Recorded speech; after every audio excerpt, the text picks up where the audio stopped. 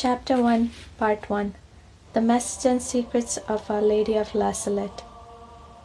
How can the theme of contemporary Marian apparitions history in France be pursued without addressing the Blessed Virgin Mary's apparition to the two little shepherds of La Salette? Indeed, on Saturday, 19 September 1846, the Blessed Virgin Mary appeared in tears for the first time on the mountain of La Salette, in the French Alps, before two awestruck children named Maximin Giraud and Melanie Calvet.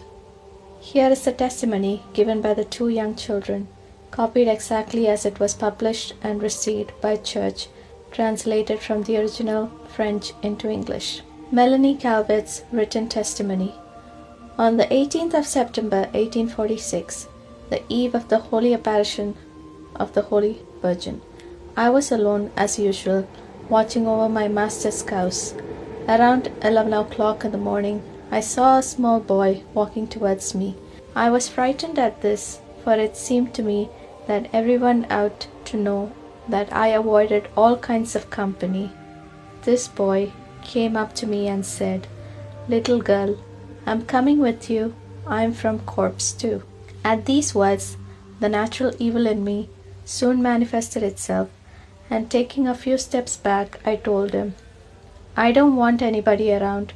I want to be alone." But the boy followed me, saying, "Go on, let me stay with you. My master told me to come and watch over my cows together with yours. I am from Corpse." I walked away from him, gesturing to him that I didn't want anybody around. And when I was some distance away, I sat down on the grass. There I used to talk with little flowers of good Lord. A moment later, I looked behind me, and there I found Maximin sitting close to me. Straightway he says to me, "Keep me with you. I'll be very good." But the natural evil in me would not hear reason. I jumped to my feet and ran a little farther off without saying a word, and again I started playing with the little flowers of the good Lord. In an instant, Maximin was there again, telling me he would be very good, that he wouldn't talk, that he wouldn't get bored all by himself, and that his master had sent him to be with me, etc. This time I looked pretty. I gestured to him to sit down, and I kept on playing with the little flowers of the good Lord.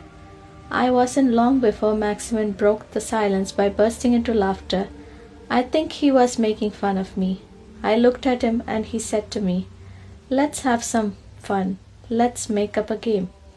I said nothing in reply, for I was so ignorant that I didn't understand what games with other people were, always having been alone.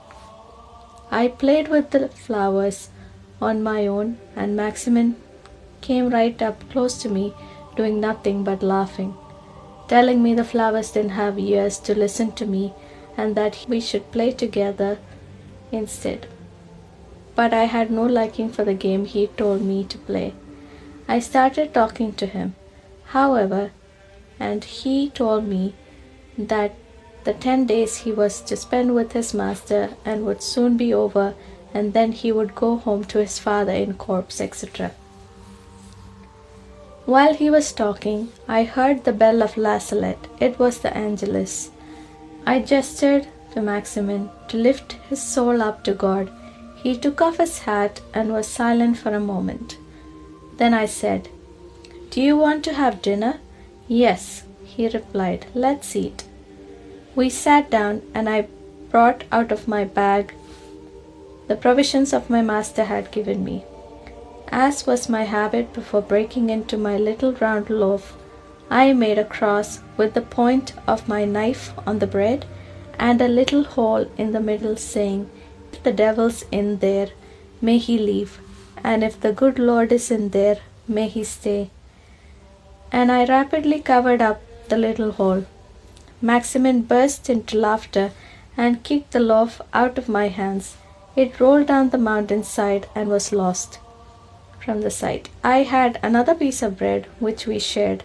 Afterwards, we played a game. Then, realizing that Maximin must still be hungry, I pointed out a place on the mountain side covered with all kinds of berries. I urged him to go and eat some, and he went straight away.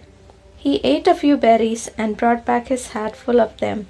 In the evening we walked back to the mountain together and promised to come back the next day and watch over our cows together.